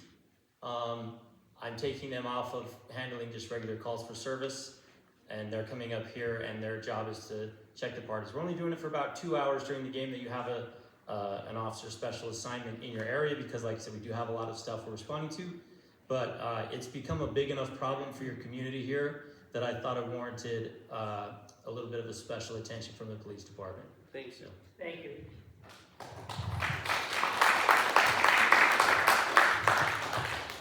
What's really important is that we get the addresses right, though, guys. When we don't get the addresses right, we had one go to the neighbor, and you know, she did nothing wrong. She was upstairs with earplugs trying to hide. So we just want to make sure, if you know there's going to be a problem, make sure you identify the address in advance so that you're ready, so that we've got it. Don't give your address. Say. You laugh, but one of your neighbors got a warning letter. It was like, I didn't do anything. You're like, sorry. So, yeah. The other thing that's happened is that there were a couple of streets where we had a couple of frat houses that were having that are unofficial satellite houses, and there were 4 of them on a street or 4 of them on a particular block. And I went pounding on the doors and ran into them and got the social chairs together, and we started having some conversations. This is something I wanted the university to do, is gather all the social chairs from the frats and sororities so that we could have this conversation, but they couldn't do it because of liability issues. And so one by one, I've had to try and find them. And of course, they're hiding from me. So I finally found a couple that met with me. We'd meet outside the bookstore, and we'd sit and we'd talk about what they could do instead. And we actually had a pilot that we ran, as Becky's still here, we ran a pilot the last game across from her in a house where we had cement, we had walls, we made sure that there was a table in front. They cleaned up a half hour early so that they could clean up that night. And it actually went pretty good. It was a pretty good pilot. We went around to the other neighbors to ask how it went, and I didn't get a peep. So I'm also working with the student side to try and help them, but like Marie said, that becomes an annual thing. So that's harder to do. But if you know anybody in various frats, and there are lots of houses, give me the address, I'll go after them. If you want to be on our neighborhood watch group, there's about 20 of us that are on a little group supporting each other with texts. We're happy to include you so that you can be part of the joy of this. And you had a question. I guess the other stakeholder isn't here, the university. Like, what are they doing? Why they don't seem to care about the neighborhood at all or the community? They're absent. So I just wanted, Good question. They did a couple of times trying to address a location, a space for the students to have a party. I'm trying to think which game it was. I think it was Texas Tech, or before, what was the last game? Was it Cincinnati? They had the snow, forgot what it was called, up, and the kids went up there instead of in the neighborhood. So they actually identified We're trying. the presidential circle to have the students have their get together. The game before, I think it was Texas Tech, they actually had the party in the stadium. So the more the university can support a space, a gathering space for the students, we've found those calls drop. I mean, they're almost non-existent because they have a place to go. They have a place to get together and have fun. So They just can't drink there. but I want to thank you for your patience. We worked through this. It's successful. It is working. They've been put on notice now. We have a few fines out there. Word's getting out that if they do it again, they are going to get fined. Can I ask for appreciation for our city staff, our city employees?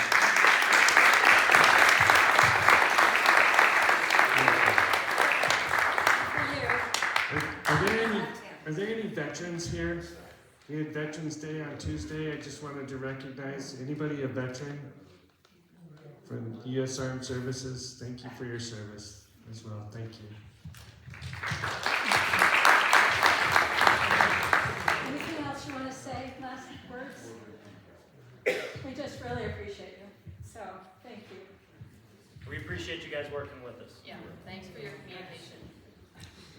Okay, now on to our next hot topic. And I'm Logan. I can't see Logan. Where is Logan? Oh, there you are. We have a proposal to demolish a historic house in our University Historic District. And Logan is representing the property owner in a development plan. We'll let people that are going in or out just scoot. Logan is going to talk a little bit about kind of how this came about and what they're thinking, and we'll give some feedback. So, anyone else from your team here? No? Let's see, Seth, is Seth here? Oh, Seth. Okay, Seth, why don't you come up too? Seth is the planner from the city, and did I see Lex? There's Lex. Do you want to come up? No? Lex has been used to be a neighbor, so Lex is also in the planning department here. Do you want to present anything? I don't have anything to present. Okay. I'm happy to chat. Okay. Thank you. My name is Logan Johnson. I'm with a local development company. Our office is in Centerville, named Wright Development Group. We have some friends that own some property on the corner of 13th East and Second. Thank you. And there's a gas station. Oh, I'm so sorry. There's a gas station on the corner there. This is the northwest corner. There's a little red house that this family also purchased and own. And then there's a beige, sort of greenish beige house. Yellow, we call it yellow. Yellow, thank you. It is a big house, that's fair. Both of those houses are quite large. Yes. And the red brick one is gorgeous, beautiful. It is. It's fantastic. So the family has owned the gas station for a number of years, and they were approached about purchasing the other two homes, I think back in 2021. And the story that they were sort of sold was, hey, the university wants to build more housing, buy these, demolish them, build a bunch of apartments, and you're good to go. And they bought them under those auspices, and the plan did not pan out as they were sold. And so we've been trying to help them solve the puzzle. The red house, as you noted, is in fantastic shape. It's well taken care of, and I don't think they have any interest in demolishing that home anymore. The reasons for the purchase have gone away. The university's situation is much different than they had expected. And so then for the past few years, since 2022, when they purchased the property, they've been trying to backfill in the gas station parcel, and they've been unsuccessful to find any tenants that can fill of it. Some of it is zoning restrictions, and some of it, a huge part of it is parking, frankly. To attract a compelling commercial tenant requires sufficient amount of parking, and it's just a little tight to make that work. And so after a number of years of trying to find some solutions, they asked us to help, and we approached the city and said, hey, we think we can make something work. We can get sort of that synergy in size if this other home were to be demolished. And so we approached the city about that particular option, and they said, well, there's a procedure to this. The zone we would shoot for is the M2 zone to allow some flexibility on those properties. And unfortunately, it's sort of a step-by-step process, and the first thing we have to do is approach the Historic Commission, I believe that's the body, is that right? Historic Landmark Commission, about our request to demolish this home. And then after that, we would apply for a rezone on both properties as an M2, and the options in consideration would be a mixed-use project with some retail components, sufficient parking, possibly in a structure that goes behind the properties, and then some residential units on top. And again, the zone we're shooting for is M2, and that restricts the height to a certain degree, so I don't think towers are in play with that zone. How tall is that? What's that height? I am so sorry that I don't know off the top of my head. I believe it's 2 stories, and you can go up to 3 stories if you do some retail and mixed use stuff. Seth, I don't know if you know the answer to that. I don't know off the top of my head, it's relatively new, I want to say it's around 30 feet. They have ChatGPT. They do. If someone wants to chat GPT for me. But I think it's 3 stories is sort of the height that they're looking for there. And you're looking at mixed use? Yeah, so the existing zone, I believe, is a single-family residential zone, even on the hard corner where the gas station is. So in order to do that, redevelop that commercially, we got to rezone to something. And in chatting with a lot of the city's zoning is moving towards these mixed-use zones, away from some traditional commercial zoning. And so the idea to best utilize the property would be to use the M2, and we don't really have any concepts.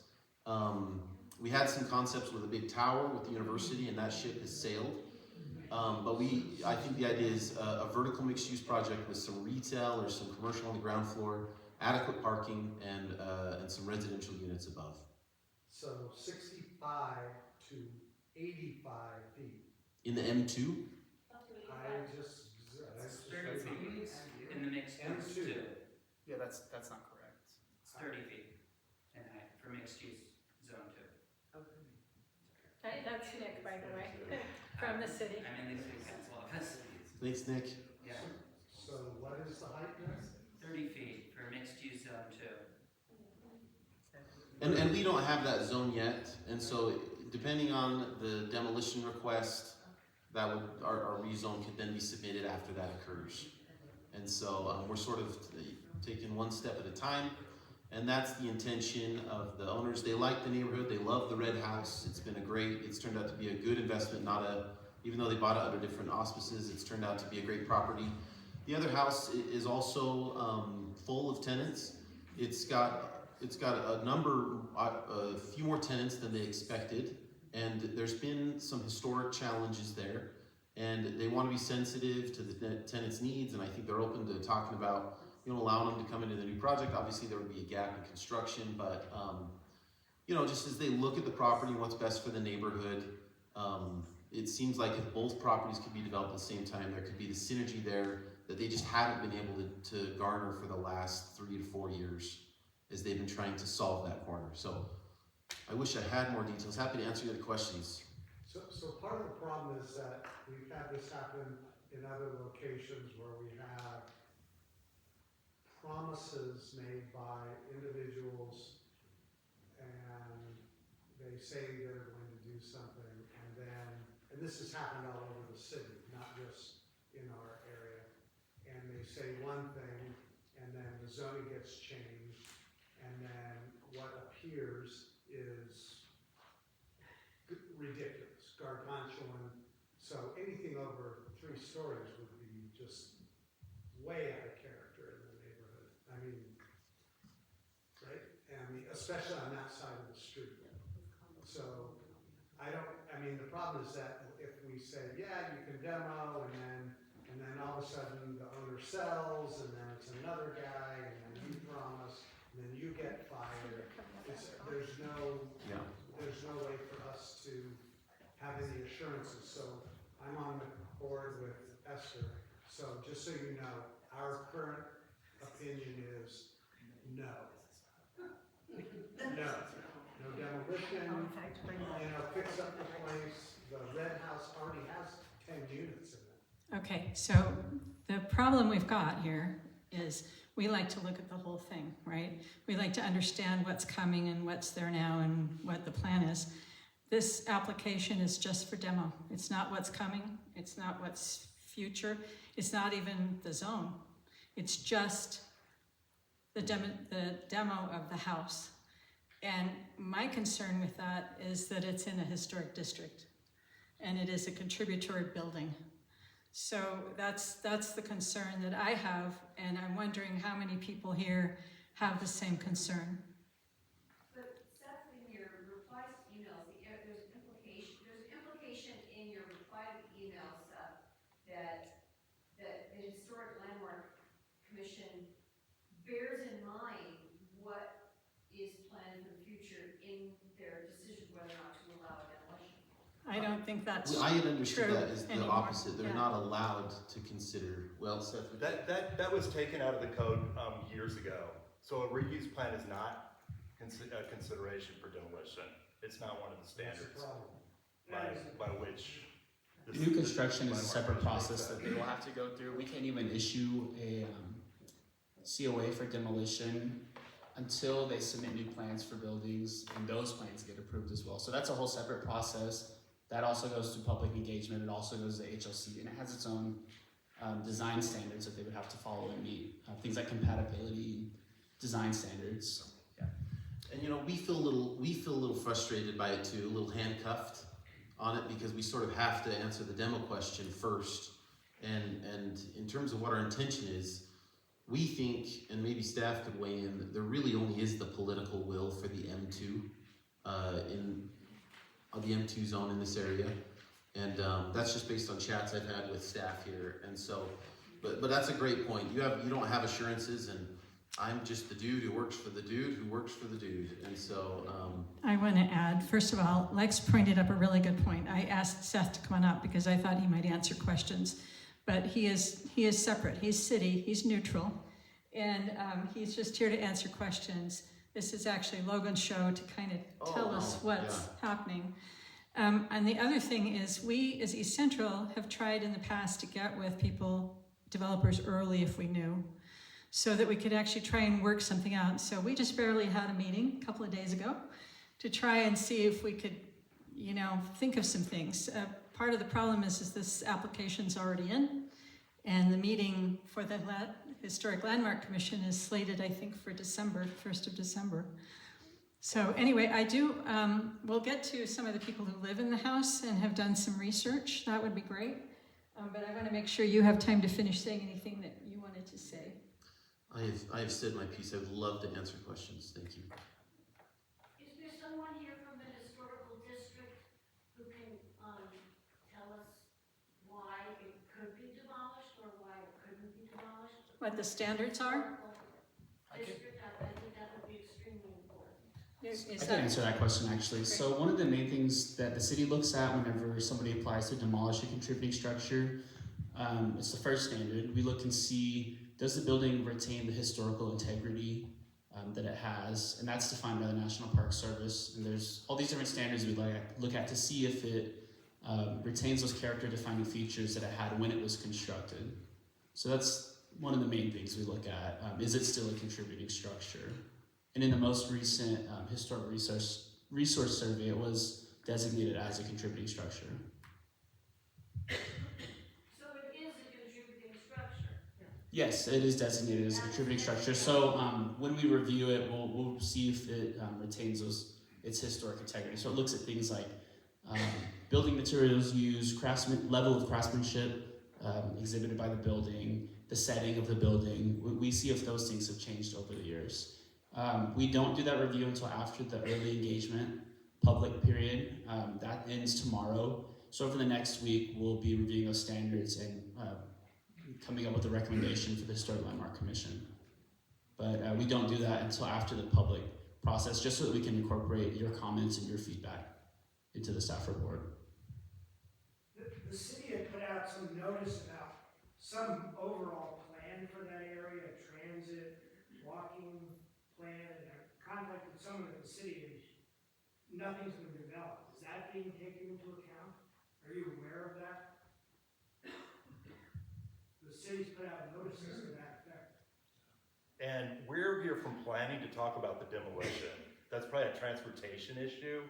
Well, it was more inclusive than just transportation. And it could have been.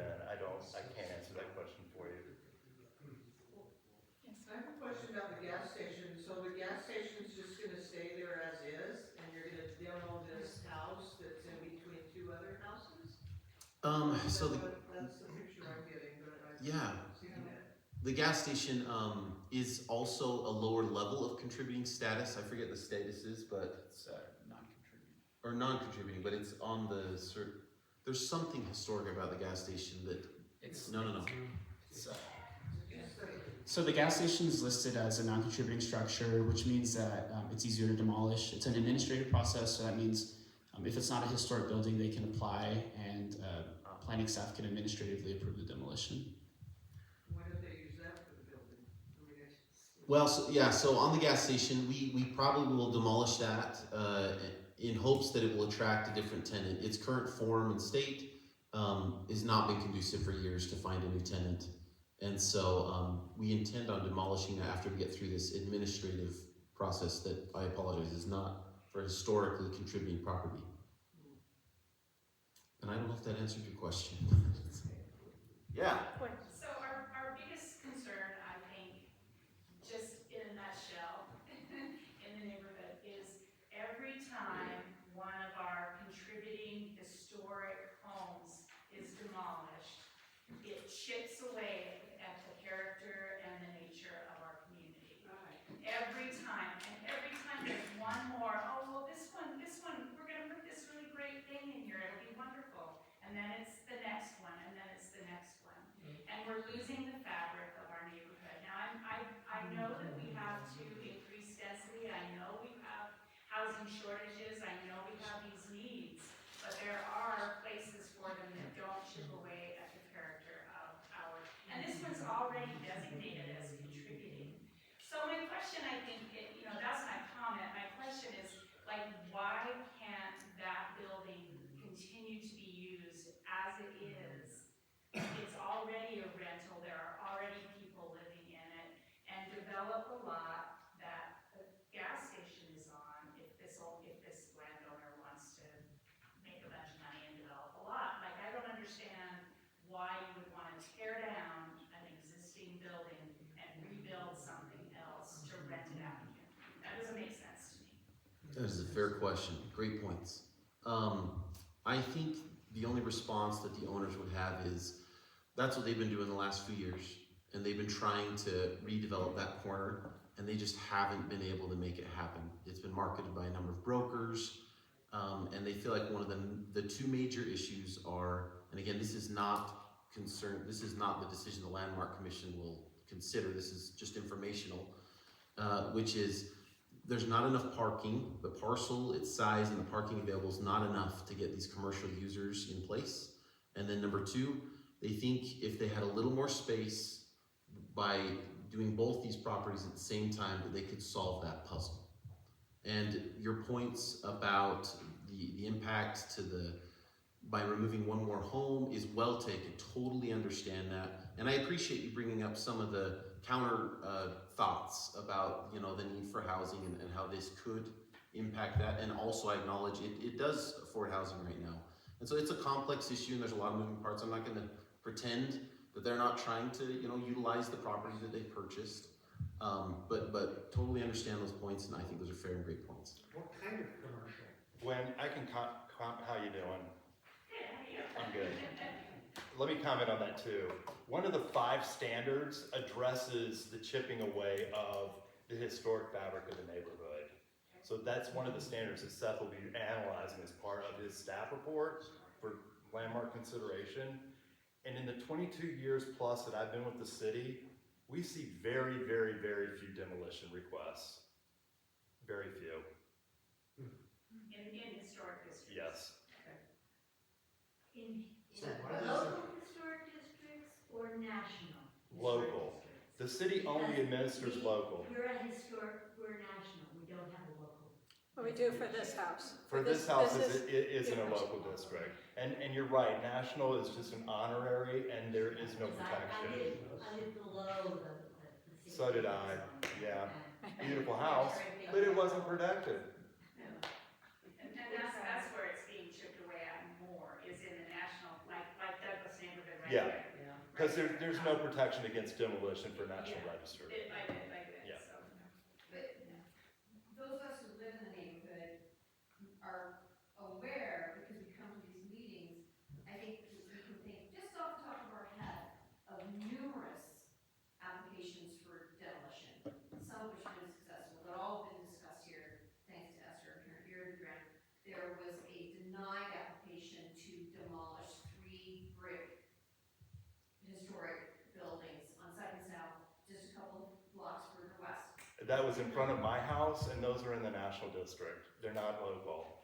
But that was denied, and that was an application, so you said we get very few applications for demolition, but just off the top of my head. We don't have anything to do with the National Register District. But it's chipping away at the historic character of the neighborhood. You're right. Right? And to those of us who live there, it doesn't really matter what designation it's on, it's the character of the neighborhood that we're trying to preserve. And understand that the city only regulates what's in the local districts. We did try to expand the University District down to 9th East.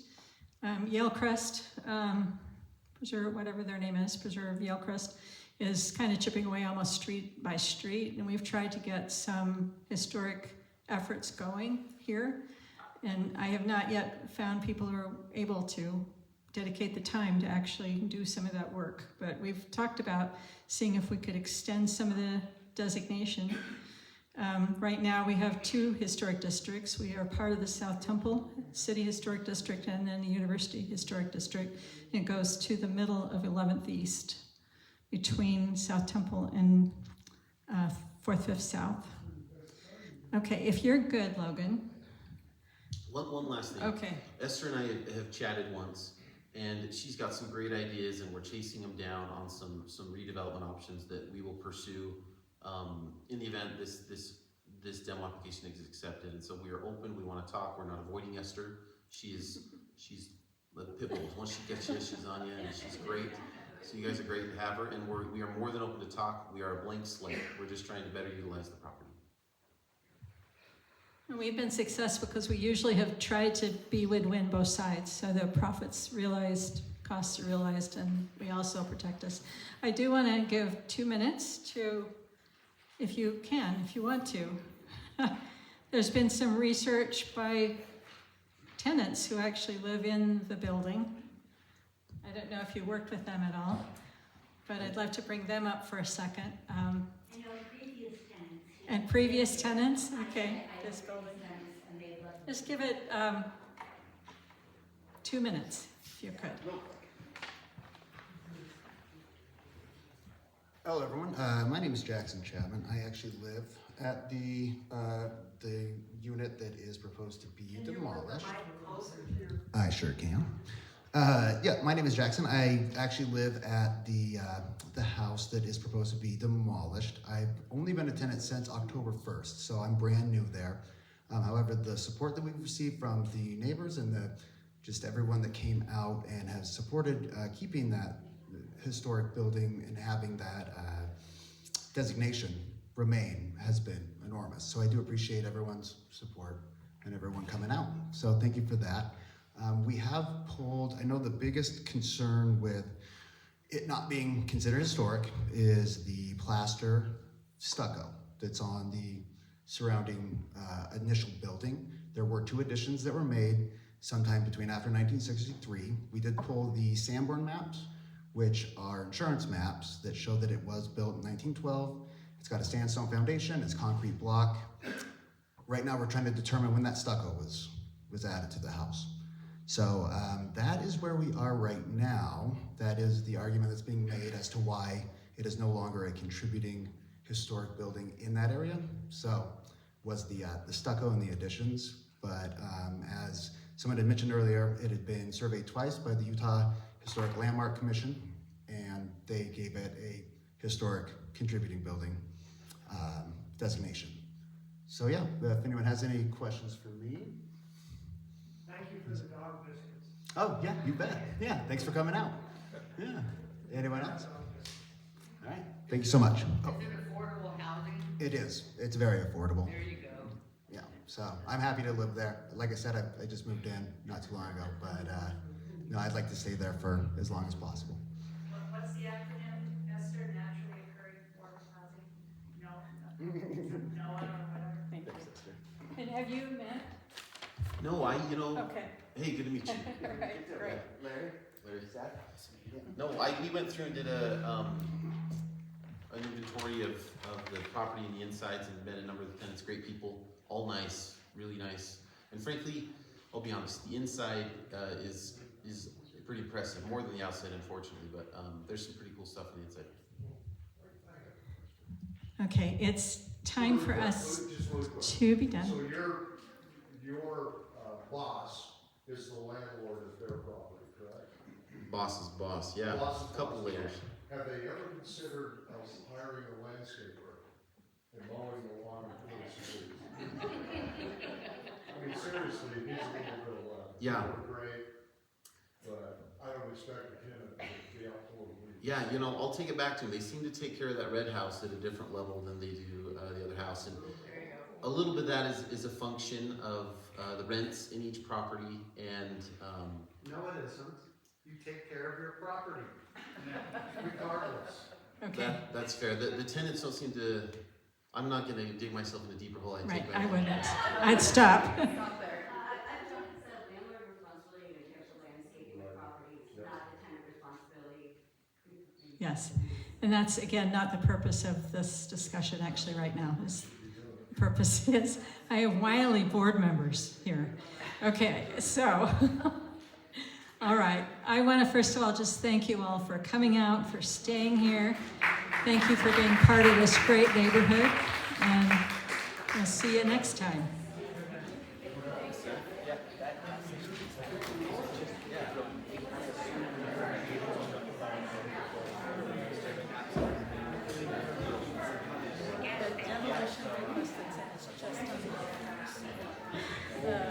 The one that they are doing what the gas station does, they will come to us, just goes to staff. There's a couple of markets. Yeah, right. And our letter